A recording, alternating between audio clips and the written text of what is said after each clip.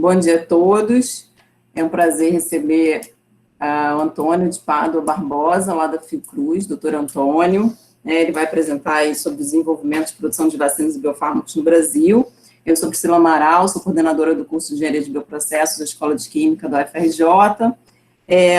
O doutor Antônio, ele é graduado na nossa Escola de Química, em Engenharia Química, mestre e doutor também pela Escola de Química, pelo Processos Químicos e Bioquímicos, o Programa de Pós-Graduação em Processos Químicos e Bioquímicos. É doutor em Inovação Tecnológica, em 2009, ocupou o cargo de vice-diretor da produção do Instituto de Tecnologia Imunobiológicos, Biomanguinhos, da Fiocruz por 11 anos, e atualmente ele é gestor da coordenação tecnológica responsável pela implantação da produção industrial de vacinas, biofármacos e reativos para diagnósticos. Então, gostaria de agradecer mais uma vez o doutor Antônio por estar aqui hoje, gastando seu tempo, né, precioso, para nos falar um pouquinho sobre a produção de vacinas e biofármacos no Brasil. A palavra está com você, Antônio. Obrigado, Priscila. Só queria, de repente, a Andréia quer falar rapidinho. O Antônio, eu só vim dar oi, eu estou numa banca de doutorado, mas eu não podia deixar de agradecer pela sua presteza em poder falar um pouco para os alunos aí da sua experiência, né? Pena que eu não vou poder assistir, mas depois eu vou buscar lá a gravação, se puder ser feita, para poder assistir você. Então, só agradecer aí a sua participação. Obrigado, Andréia. Prazer te ouvir. Beijo. Beijo. Tchau. Bom, inicialmente eu agradeço muito ao convite feito pela Andréia, pela Priscila, pela coordenação, em nome da coordenação. É diferente esse tipo de palestra, né? Porque eu não vejo as pessoas, então a sensação é muito diferente. Mas eu já externei mais de uma vez que é sempre um prazer colaborar com a Escola de Química. Eu ainda considero essa escola minha casa, que foi toda a minha formação profissional foi feita aí. E sempre que puder, estou à disposição para contribuir com essa escola.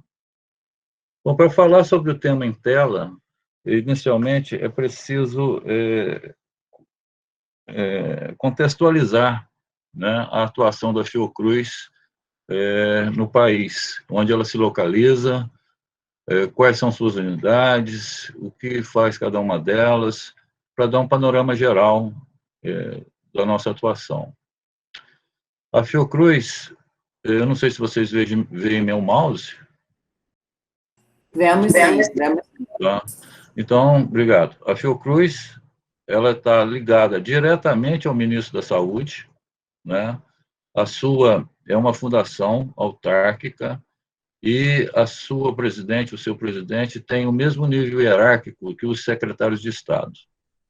Temos aqui ainda o INCQS, que é uma agência, né? A Anvisa, na verdade, né? A Anvisa e a Agência Nacional de Saúde. Temos aqui a Hemobras e temos outras empresas públicas aqui dentro do Ministério da Saúde. Vale ressaltar que o presidente da Fiocruz ele é eleito a cada 4 anos pelo corpo de servidores da Fiocruz, que, através de uma lista tríplice, submete os seus nomes ao ministro da Saúde para a escolha do presidente. Nós temos uma atuação em vários países, com vários tipos de cooperação técnica, né, com destaque para os países de língua portuguesa na África, onde nós temos cursos de mestrado e doutorado na área de saúde pública e outras, e a Fiocruz mantém, em cooperação com o governo de Moçambique, uma fábrica para a produção de antirretrovirais para a população de lá. A Fiocruz tem a presença nacional, né? Estamos presentes em 11 estados, com 4 escritórios sendo estabelecidos, né? Essa presença nacional se justifica às diferentes características epidemiológicas de cada região. A maioria dessas unidades tem cursos de mestrado e doutorado e, obviamente, pesquisa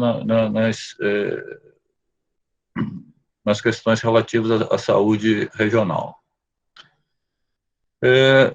Dentro desse campus principal de Manguinhos, né, nós temos aqui as 2 unidades de produção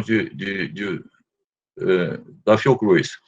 Biomanguinhos, que é a produtora de vacinas, biofármacos e kits para diagnósticos, e Farmanguinhos, que parte daqui, parte em Jacarepaguá, que produz medicamentos sintéticos. E está para ser inaugurado o Centro de Desenvolvimento Tecnológico em Saúde, que busca desenvolvimento de produtos para entregar às unidades de produção ou a terceiros, né? É um instituto voltado diretamente para a produção de insumos, o desenvolvimento de insumos para a produção. E o Instituto IOC, que é o maior instituto de pesquisa da Fiocruz, Instituto Oswaldo Cruz.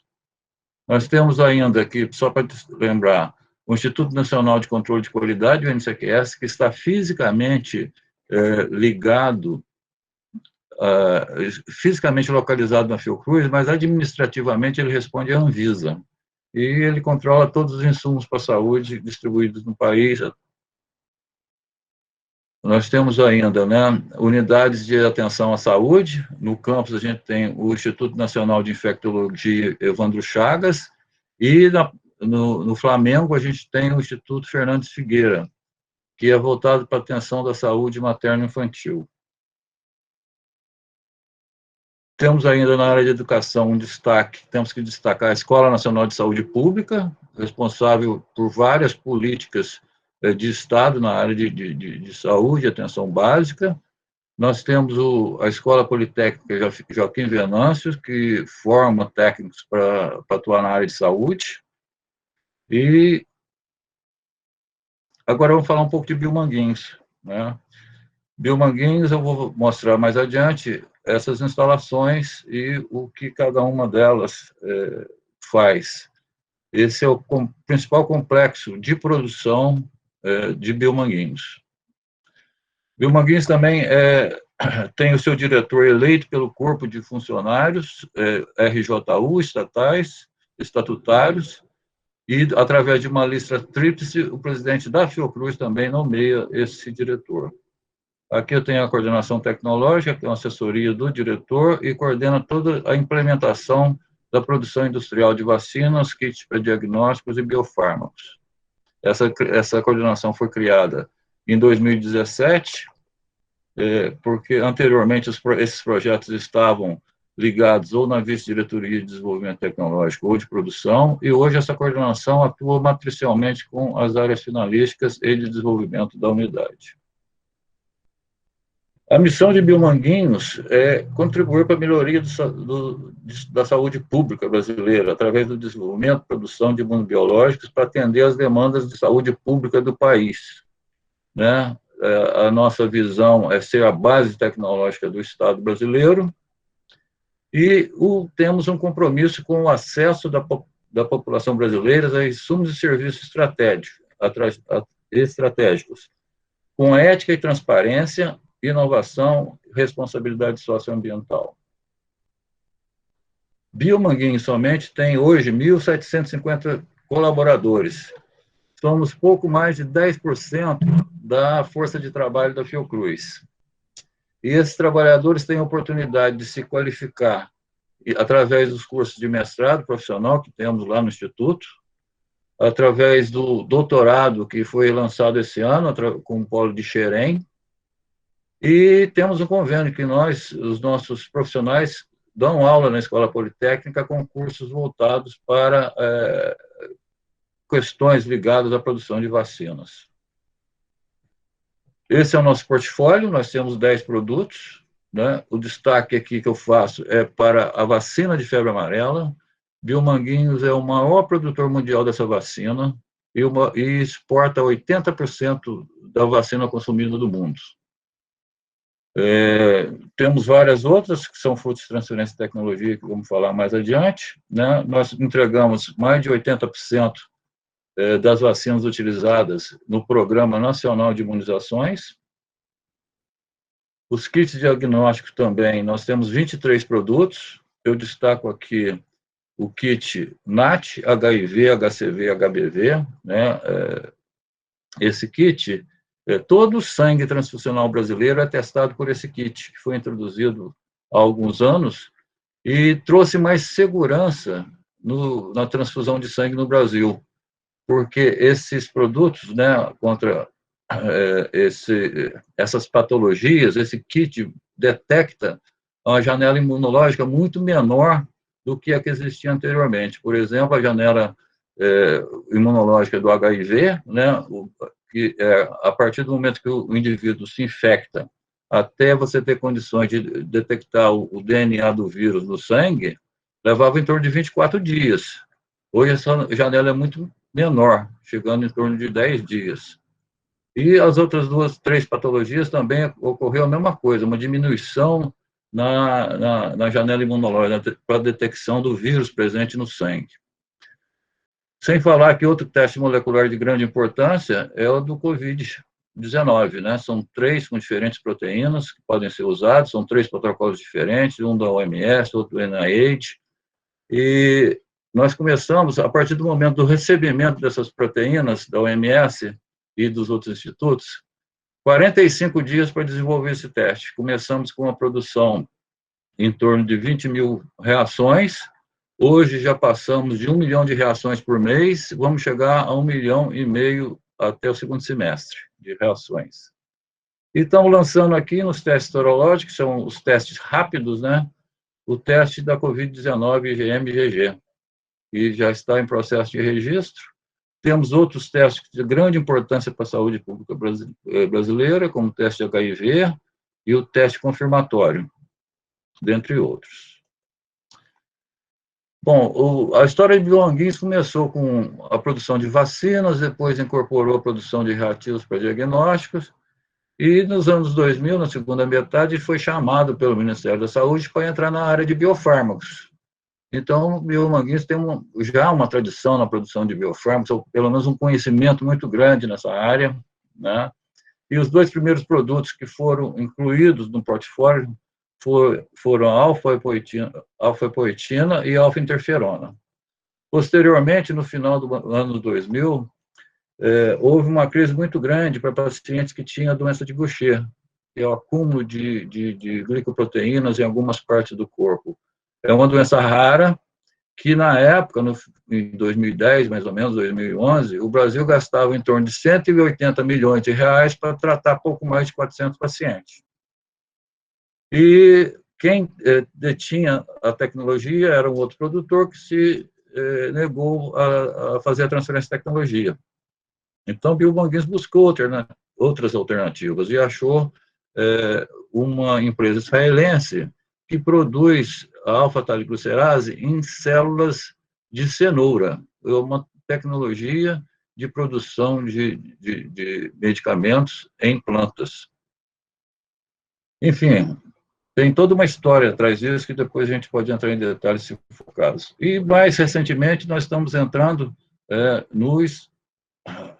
em medicamentos mais complexos, né? Não estou dizendo que a alfa-poetina não seja de complexidade na produção, mas esses também têm uma grande complexidade e demandam grande tempo para implementar a produção no país. Essa foto, né, esse slide, mostra que Biomanguinhos cumpre com sua missão que, no fundo, é o compromisso com a sociedade brasileira, sendo que, nos últimos 5 anos, nós entregamos mais de 500 mil de doses para o PNI. Desde a pré-qualificação da vacina de febre amarela pela Organização Mundial de Saúde, em 2002, Biomanguinhos passou a exportar essa vacina para mais de 70 países, já tendo exportado centenas de milhões de doses dessa vacina. Bom, e o futuro? O futuro depende do desenvolvimento de novos produtos que atendam às necessidades do quadro epidemiológico do país. Hoje, Biomanguinhos tem 26 projetos voltados para produtos nas mais diversas etapas do desenvolvimento tecnológico. A rede de inovação da Fiocruz, ela tem convênio com universidades, institutos, laboratórios públicos e privados, e Biomanguinhos atua em quase toda a cadeia de desenvolvimento de produtos rede de inovação. Uma parte importante do desenvolvimento de produtos são os estudos clínicos, né? E nós temos uma estrutura muito forte nessa área, né? E com vários estudos em andamento, destaco esse fator de crescimento epidêmico, que é para tratamento de pés diabéticos. Hoje são mais de 5.000 pés amputados no país, e esse tratamento promete evitar todo o sofrimento que advém dessa perda. E a vacina de meningo C conjugada, né, é um polissacarídeo conjugado a uma proteína, a proteína tetânica, que já está em estudos finais, prevendo registro no país para o ano que vem. Para realizar esses estudos, nós temos 3 centros permanentes no Rio de Janeiro, em parceria com vários outros estados do país. Às vezes, precisamos de milhares de pessoas para fazer esses testes, por isso é preciso lançar a mão de uma rede tão grande. E voltando ali nas fases de desenvolvimento de uma vacina, como a Priscila falou anteriormente, é um longo caminho, né? Vocês veem aqui embaixo que o desenvolvimento no modelo tradicional que existe hoje, ela pode levar até 15 anos, com um custo de bilhões de dólares, né? Então, desde a identificação do antígeno, passando pela produção desse antígeno, depois tem testes animais, prova de conceito, para então, após ter tudo isso aprovado, ter os protocolos de estudos clínicos aprovados no CONEP e na Anvisa, você inicia os estudos em humanos. A fase 1 é a fase com poucos voluntários adultos saudáveis, né, para você ver a segurança do produto. A segunda fase, você amplia o número de pessoas, né, para ver os efeitos adversos. E a fase 3 é feita com milhares de voluntários, e em várias partes do mundo. Depois você tem um relatório e registro. Uma característica é aqui que você, quando começa a prova de conceito, você fala, pô, isso pode ir à frente. Você já começa a fazer o escalonamento de processo, e no início da fase 3, você começa a construir as unidades produtivas visando esse produto. Isso era uma verdade até pouco tempo atrás, porque ninguém ia construir uma planta de produção para esperar se o resultado daria certo ou não daria. Hoje, elas estão, além de estar puxando essa construção para antes, né, para a fase 1, início da 2, hoje existe um outro mecanismo largamente utilizado no mundo, que é o contrato das CMOs, né, Contract Manufacturing Agreements, com empresas que têm instalações prontas, validadas e aprovadas por organismos internacionais, como o FDA, o EMA europeu, que vendem seus serviços de produção para desenvolvedores de produto. Um exemplo claro disso aí é a Samsung, com a qual nós temos parceria para 2 biofármacos, vocês vão ver mais adiante, que ela desenvolve o produto até uma escala de 200 litros nas instalações dela. E depois contrata CMOs para fazer a produção, e outras, ou a mesma, né, normalmente outras, para fazer a comercialização do produto. Então, a Samsung mesmo, que desenvolveu o produto, ela não produz 1 grama sequer de produto comercializável. Agora, esse paradigma aqui, vocês vão ver mais à frente, ele está sendo um pouco mudado. Em tempos de pandemia, isso muda um pouco de figura. Não que se vá pular fases, mas pode se condensar. E já que é o assunto de hoje, né? Essa transparência eu acabei de fazer, por isso que está errado, desculpa, gente. Pesquisas em desenvolvimento do Covid-19. Segundo a OMS, nós temos 133 estudos para desenvolvimento de vacina no mundo, principalmente nos Estados Unidos e na China, e 4 no Brasil. Aqui eu destaco as 2 primeiras como já em fase mais avançada, né? Essa segunda aqui da Universidade de Oxford e da farmacêutica AstraZeneca, ela já está sendo feito teste no Brasil de fase 3, inicialmente com profissionais de saúde do Rio e de São Paulo. Depois disso vai ser estendido para mais de 10 mil indivíduos. Nós temos aqui várias outras. A Johnson & Johnson utiliza a mesma base, que é o adenovírus, mas com diferenças, né? Você tem as vacinas de RNA modificado, você tem as de vírus vivo atenuado, que estão mais atrasadas no desenvolvimento. Você tem essa aqui, que deve ser em vírus vivo atenuado também.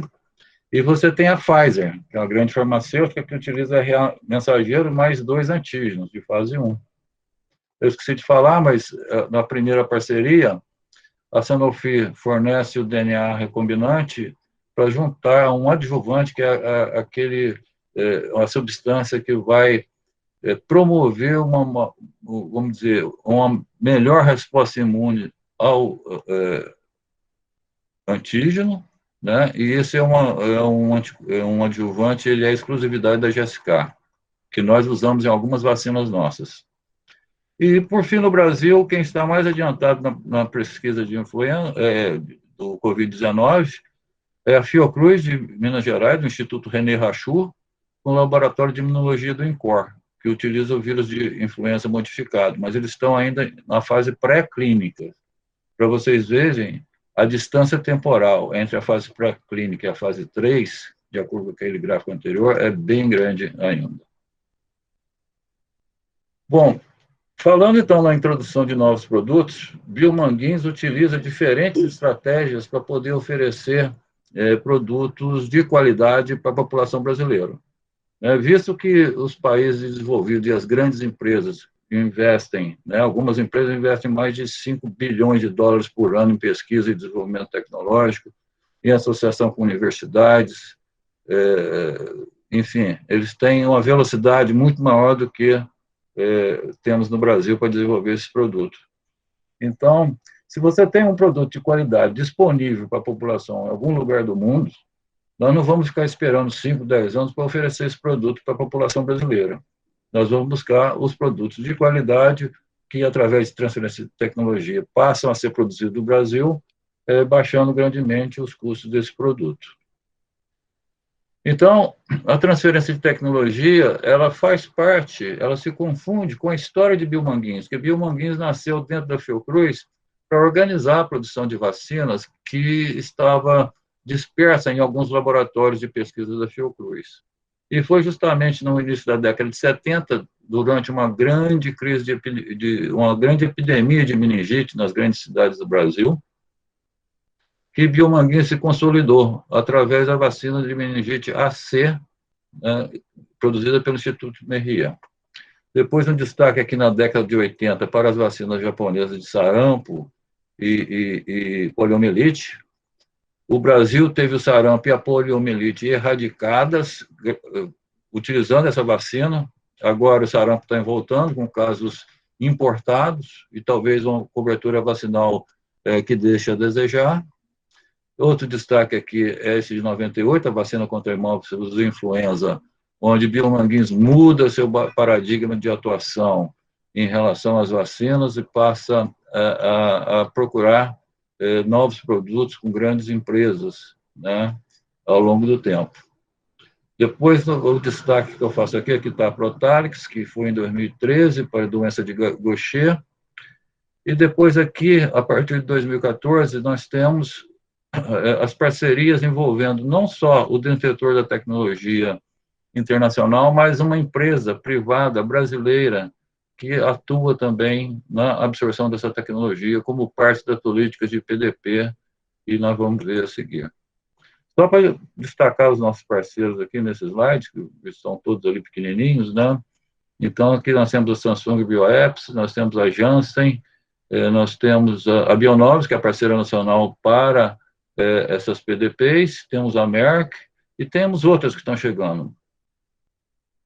Então, na verdade, o que são as PDPs? Elas tiveram início, o marco inicial, em 2008 e foram depois incorporadas no Plano Brasil Maior, a seguir no Plano Nacional de Saúde.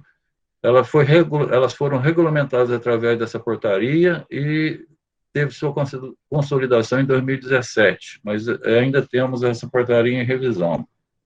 E o que são? São parcerias que envolvem, mediante acordo de transferência de tecnologia, instituição pública e privada, para absorção e produção da tecnologia no país para fornecer produtos estratégicos ao SUS, né?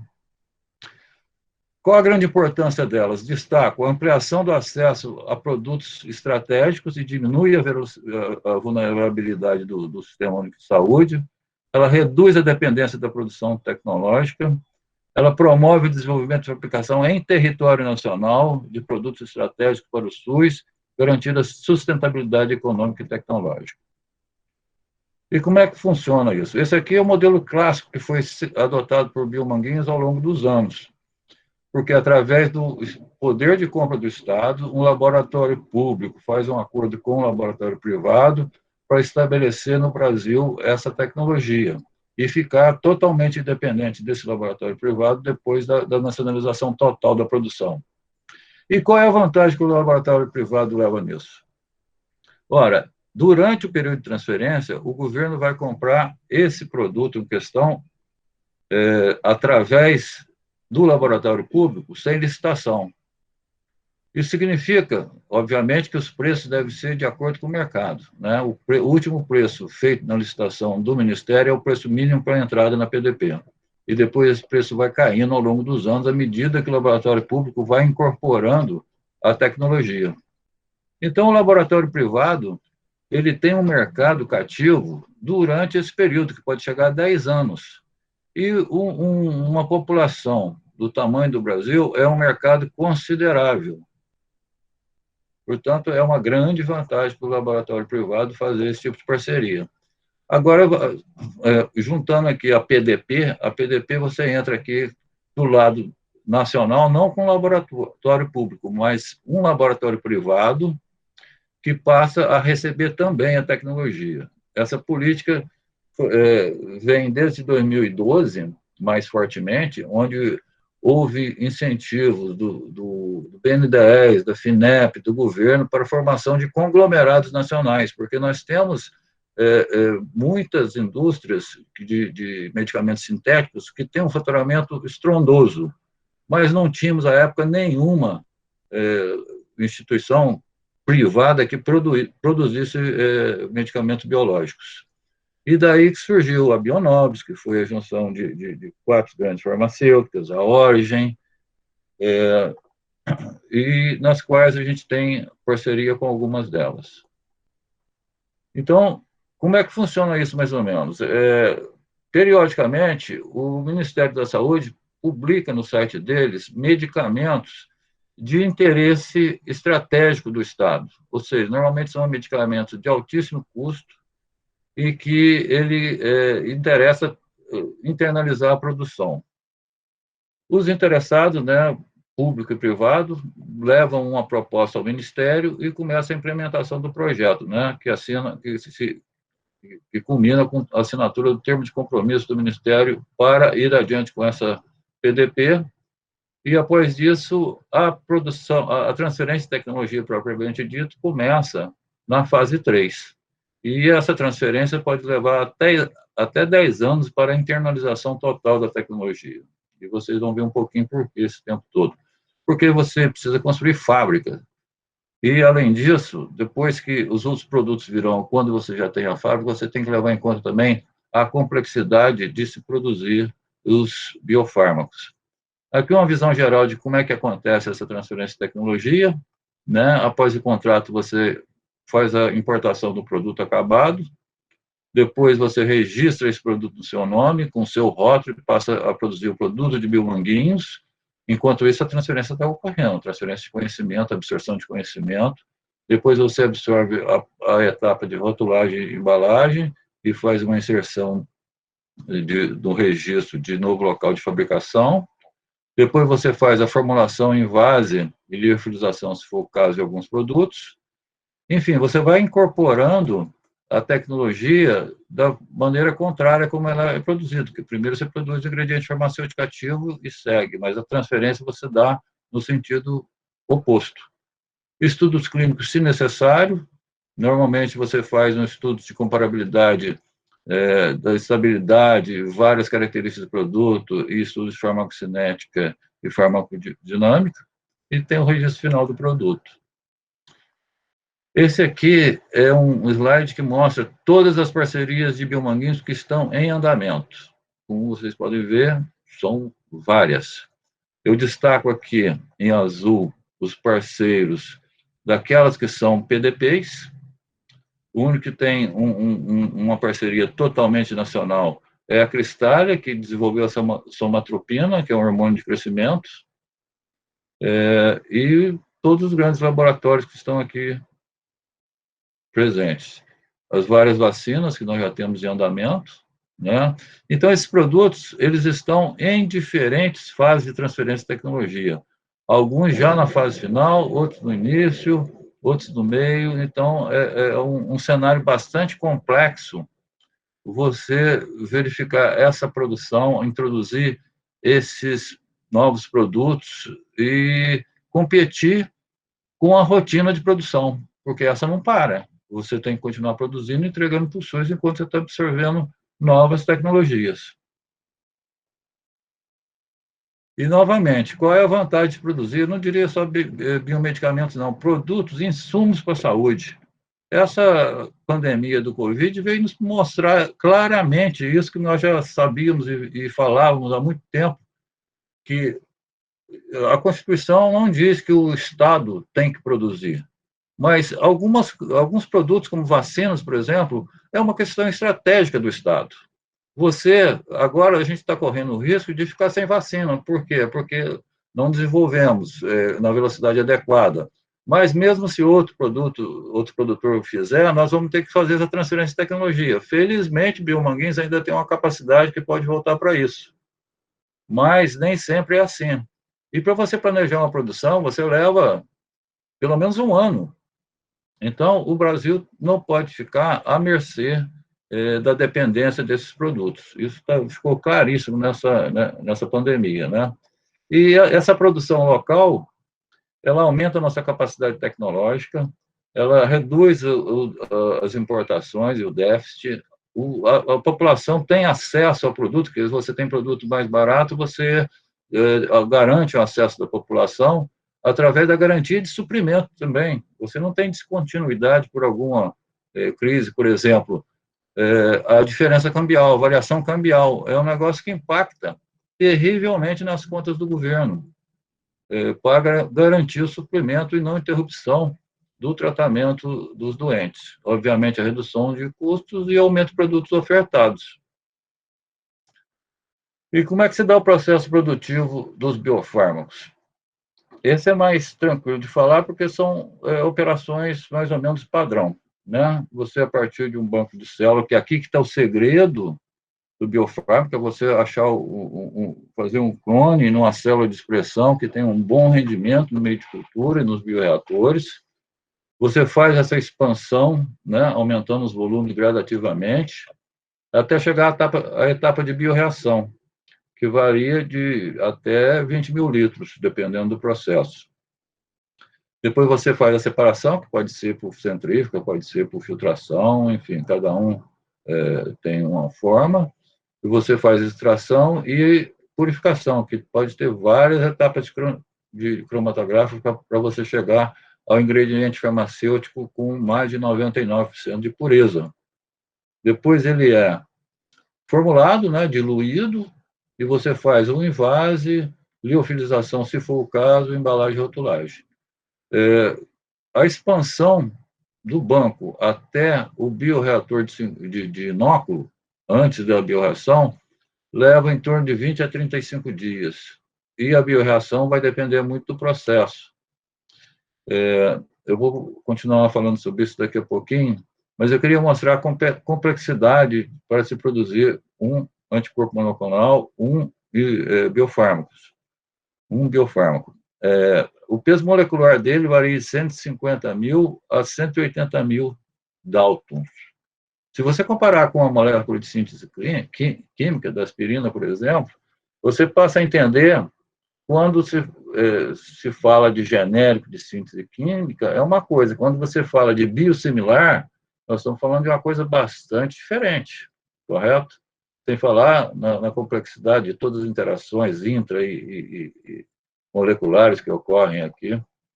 E aqui para dar a ideia da dimensão de um vírus, né? Esse aqui não parece o Covid, mas também é feio igualmente. Então, voltando ali, que um dos exemplos era a alfa-poetina, né? As instalações que estão produzindo isso em Biomanguinhos agora, como é que o processo ocorre dessa forma também? Você tem o banco, né, que a gente recebeu do parceiro, armazenado em nitrogênio líquido, a gente sempre garante que a gente tenha esse banco com quantidade suficiente para produzir a quantidade demandada pelo SUS por uns 50 anos, então ele tem que ter um sistema altamente caracterizado, com segurança, identidade, estabilidade, né? E a expansão celular, né? Que são cultivos em pequena escala, que pode ser em frascos ou bolsas descartáveis, que está sendo fortemente usado agora, são sistemas descartáveis, que tem um investimento inicial mais baixo, e depois você faz a extensão da biomassa para uma escala maior. Aqui, nesse caso, é um bioreator de inóculo de 50 litros, que vai alimentar um reator de 2.000 litros, em Biomanguinhos, no caso. Por quê? Porque Biomanguinhos utiliza esse processo, o processo contínuo em perfusão. Então, os volumes podem ser menores, ao passo que os que trabalham em batelada alimentada, os volumes costumam ser bem maiores, né? De 10, 11, 15, até 20.000 litros. A vantagem da perfusão é que é a produtividade, que é maior, né? Você não tem aquele tempo de colheita do produto, limpeza de equipamentos, retomada da produção. Aqui você anda continuamente por alguns meses até, né? Eu passo que a batelada alimentada dura no máximo 15, 20 dias, depende do processo. E após isso você parte para a purificação do produto, a recuperação da proteína, né? E nós trabalhamos lá com 4 tipos de cromatografia: afinidade, troca iônica, hidrofobicidade e exclusão molecular, que pode ser substituído, na maioria das vezes, por filtração tangencial. Então, temos depois a contração e a remoção de impurezas. Não vou falar sobre a produção de vacinas, porque ela tem diversas plataformas tecnológicas, dependendo se é vacina viral, se é vacina bacteriana, se é engenheirada. Então, tem várias plataformas. Quem tiver interesse pode consultar esse livro, que saiu esse ano. É a segunda edição, a primeira é da década de 80, então está um pouco mais atualizado. E aí eu falei que ia mostrar um pouco do que a gente tem em Manguinhos, nesse campo aí que vocês passam e veem frequentemente. Aqui é a área de processamento final, faz formulação, invase e liofilização dos produtos produzidos. Aqui, no centro de produção de antígenos bacterianos, no centro de produção de antígenos virais, aqui se faz a tríplice viral, sarampo, cachumba, rubéola, passará a fazer sarampo, cachumba, rubéola e varicela.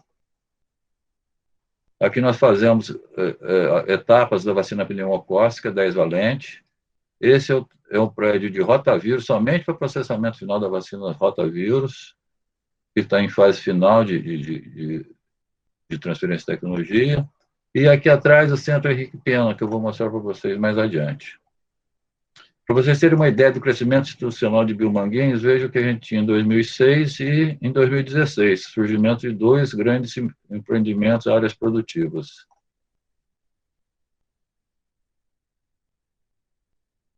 Esse é o prédio de rotavírus que eu falei para vocês, né? Ele é muito grande porque os equipamentos de invase são muito grandes, a vacina é em bisnaga, unidose, então os volumes são realmente grandes. Aqui no Rocha Lima, um prédio mais antigo, a gente tem a produção da vacina de poliomielite oral. O pavilhão Rockefeller, que é um prédio, uma área produtiva dedicada exclusivamente para a produção de vacinas de febre amarela para exportação. Obviamente que a gente só exporta o excedente daquilo que não é demandado pelo Programa Nacional de Imunizações, porque prioritariamente a gente tem que produzir para o nosso Sistema Único de Saúde. Aqui, não é por acaso que esse prédio tem um desenho aqui nas suas colunas de um ovo, né? São ovos, onde se produz o concentrado vacinal da vacina de febre amarela, que é produzidas em embriões, em ovos embrionados. Esse aqui está começando a aparecer agora na mídia, em função da pandemia, e a gente vê que a carência do país é um empreendimento que a gente já começou a construir em Santa Cruz, mas precisamos de mais investimentos que estão sendo discutidos com várias empresas privadas e com o governo federal. É um empreendimento que pode multiplicar em mais de 4 vezes a nossa capacidade atual de produção e a incorporação de mais produtos. Esse camp tem mais de 500 mil metros quadrados, para vocês terem uma ideia, da Fiocruz tem 800 e poucos mil metros quadrados. Enfim, é algo realmente grandioso. Nós temos no Ceará o Centro Tecnológico de Plataformas Vegetais. Como eu falei, a primeira produto que nós vamos introduzir aí será a produção da alfa-taloglucerase, mas tem, em colaboração com a Universidade Federal do Ceará e outros institutos, outros produtos em desenvolvimento. E o Centro Henrique Pena, que eu vou mostrar para vocês rapidamente também, que são vários andares, né, que você tem aqui no primeiro piso, as áreas produtivas de biofármacos, né, são 2 áreas completamente isoladas, separadas uma da outra, né, você tem o piso técnico que serve as utilidades para esse produto, você tem aqui nesse andar plantas para fazer escalonamento de processos, né, você tem o meio de cultura aqui no 4º andar que alimenta as áreas de produção, e uma nova área de reativos para diagnóstico, que aumentou nossa capacidade de produção em mais de 5 vezes. E aqui eu vou mostrar para vocês alguns equipamentos que ali estão instalados em operação. Na verdade, esse aqui é um vaso, né, que tem uma geometria mais achatada, mais vertical. É para cultivo de E. coli, né? E aqui são outros bioreatores para CHO. Essa aqui é a planta para produção de alfa-poetina, né? Nós temos aqui do lado esquerdo, são tanques de meio de cultura, ele recebe o meio de cultura do 4º piso, por tubulação, esteriliza e entra. Nós somos 3 tanques, por quê? Nós temos aqui o pré-inóculo, como eu falei para vocês, em torno de 30 dias ele já está pronto para fornecer inóculo ao bioreator que está aqui atrás, que eu vou mostrar em outra foto para vocês. E esse bioreator opera continuamente. Aqui está o bioreator. Então, o reator de inóculo alimenta o bioreator, que tem 2.000 litros, vai trabalhar inicialmente com volume de meio por volume por minuto, 1 VVD, ou seja, nós continuamente estaremos alimentando por dia 1.000 litros de meio de cultura no bioreator e coletando 1.000 litros de produto. Aqui no final, vocês veem os tanques de coleta. Terminada, saindo do bioreator, você vai passar por uns filtros que a gente tem aqui de reciclo de célula, as células voltam para o bioreator, por isso que esse cultivo em perfusão permite você trabalhar com altíssimas densidades celulares e vão para os tanques de coleta. Os tanques de meio de cultura, enquanto você tem um alimentando o bioreator, o outro em quarentena e o outro sendo lavado. Essa é mais ou menos a lógica de operação da fábrica. Aqui, vocês já viram essas imagens, mas essa aqui é para mostrar os bioreatores descartáveis que são usados para a produção da alfa-taloglucerase. São células de cenoura em suspensão. Isso aqui funciona em regime de batelada alimentada e por cortes. Depois você tira metade do volume do bioreator, quando os controles indicarem que você tem proteína suficiente no meio, alimenta novamente e são de muito baixo custo. Eles são muito mais simples do que esses para o CHO, né? E exigem um investimento muito menor. Mas para CHO nós já temos vários, os bioreatores descartáveis já estão muito desenvolvidos, muito bem desenvolvidos. E nós já estamos buscando implementar os novos investimentos em plantas com bioreatores descartáveis de até 2.000 litros cada bioreator. Na parte downstream, algumas colunas cromatográficas que estão em operação ou estão sendo preparadas para entrar em operação. Para ter uma ideia de uma linha de envases, que elas são totalmente isoladas do ambiente. Isso aqui é um liofilizador industrial, que cabe 72.000 frascos, porque alguns antígenos exigem que o produto seja liofilizado para maior durabilidade, maior estabilidade no campo. E uma linha de embalagem, exemplo da mais nova linha de embalagem que a gente tem, totalmente automatizada. Para tocar tudo isso, obviamente, a gente precisa de muita utilidade, né? Aqui nós temos embaixo a central de água para desmineralização, 2 caldeiras de 10 toneladas cada uma. Aqui parte do sistema de... Esses aqui são os destiladores para produzir água para injeção. E os tanques para coleta de água purificada e água para injeção. Alguns equipamentos de suporte. Todas as lavadoras são dupla porta, entra num ambiente mais sujo e sai num ambiente mais limpo. Né?